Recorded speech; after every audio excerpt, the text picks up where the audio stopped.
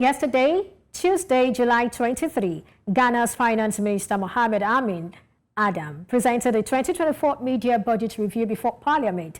And in his address, Dr. Amin Adam assured that the government is committed to staying within its budgetary allocations and emphasized the importance of fiscal discipline and careful expenditure management. He highlighted that the Ghanaian economy is rebounding stronger than anticipated, attributing this particular growth, to the stabilization of the exchange rate, a decline in inflation, and a boost in gross international reserves. Well, joining me for this is Patrick Baah Abankwa, a financial market analyst. Thank you, Patrick, for joining me today. Mr. Abankwa, if you can hear me, thank you very much for having me on your show, Anthony.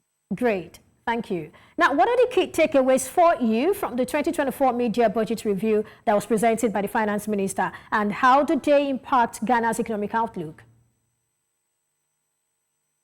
I think the 2024 Media Budget Review presented by the Finance Minister highlighted some crucial points that have impacted Ghana's economic outlook. For me, the key takeaways will include a downward revision of government expenditure by 2.1%. And that amounts to about 219 billion Ghana cedis. And for me, that reflects some commitment to fiscal discipline amidst the economic challenges. Again, the review also noted an increase in the GDP growth to 4.7%, which for me surpasses the target of 3.1 that was set at the last budget session, and also a significant decrease in inflation from the 54 that we saw last year to 22.8. I think these indicators, by and large, suggest a positive shift towards economic stability, even though the effectiveness of these measures in improving the living standards of Ghanaians remain to be seen as we speak. So I think that if we are on this tangent for a while, then we should begin to see some improvement in the living conditions of Ghanaians by and large. I like what you just said, because I was just about asking you that on the one hand, we have the Finance Minister saying that economic downturn has been reversed and all indicators improved. So for the everyday Ghanaian and business owners, what do they feel? Are they feeling the same? You already said that it remains to be seen if it's going to trickle down. Now, what stops this from trickling down? How much more time do we need to give to begin to see, the visible impacts on the everyday Ghanaian? I think that, as you rightly said, many people are a bit skeptical about some of these figures when we throw them around, because the living conditions are still quite high.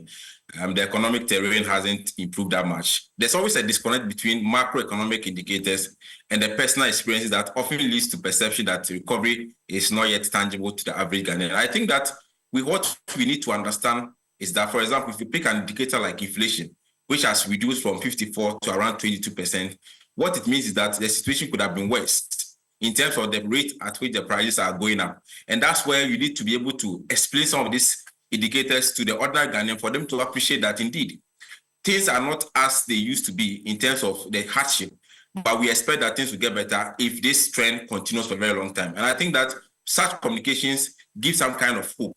Again, if government is able to show forth that they have been able to reduce expenditure from government itself, then it gives an indication that, okay, government is taking some steps so that individually we can also support the government in being able to push that agenda of reducing our debt over a longer period. So I think that it's more of communication and people also seeing the impact of some of these economic indicators that we always talk about when we look at the macroeconomic factors. Right. Well, looking at the government inflation management strategies, I'd like you to talk to us, about what you make of them and the government's plan to achieve the target threshold of plus or minus 2 over 15% by the end of 2024. Is that achievable? I mean, are there measures that can actually yield such drastic results, or something close?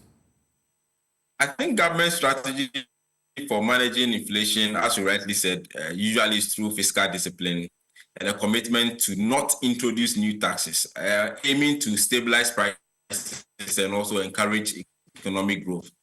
I think the target threshold of plus or minus 2% of the 15% inflation target by the end of 2024 reflects a cautious approach. I think that government is being a bit cautious. However, the success of this particular target or strategies will depend on a number of factors, and one such is the global economic conditions and domestic factors such as the supply chain, stability in agricultural productivity. We should always see that government's position or strategies are dependent on some factors. So if government is pushing towards fiscal discipline and not introducing new taxes and ensuring that our revenue base are growing, then they also have to hope and pray that globally the economic conditions does not deteriorate over a period of time, especially issues relating to the supply chain that we saw hitting Ghana heavily, looking at the issue of Ukraine. And I think that by and large, if you're able to put all of these things together, then the target that government is setting, plus or minus 15% inflation, should be achievable. I think it's a cautious approach that government has taken at this point in time. Right, let's close with this. Now, the finance minister assured that the government will stay committed to its current path and will continue to make, prudent decisions to sustain the country's economic growth. What are your recommendations for this to be achieved? And also, do you fear that some external, factors or headwinds could affect this plan? I think that government should looking at certain factors and sectors like the agriculture sector. Focus should be placed over there so that we see reforms. When you're able to reform the agricultural sector and the manufacturing sector, for me, I think it will lead to significant boosting of our economy and productivity. And don't forget, these two sectors are sectors that employ the most people in Ghana. So if you're able to reform and support them to be able to grow their productivity, that leads to creating a number of job opportunities for the teeming youth in the country.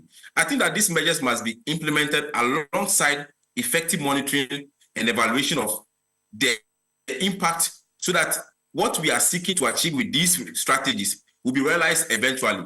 I think that the economic conditions which are globally will continue to be there. But as a country, we have to look at what local strategies can we put in place so that even if globally things are difficult, we are not affected that much in terms of our growth that we're expecting. All right. Thank you so much, Patrick Baah Abankwa, financial market analyst, for your thoughts on the show today.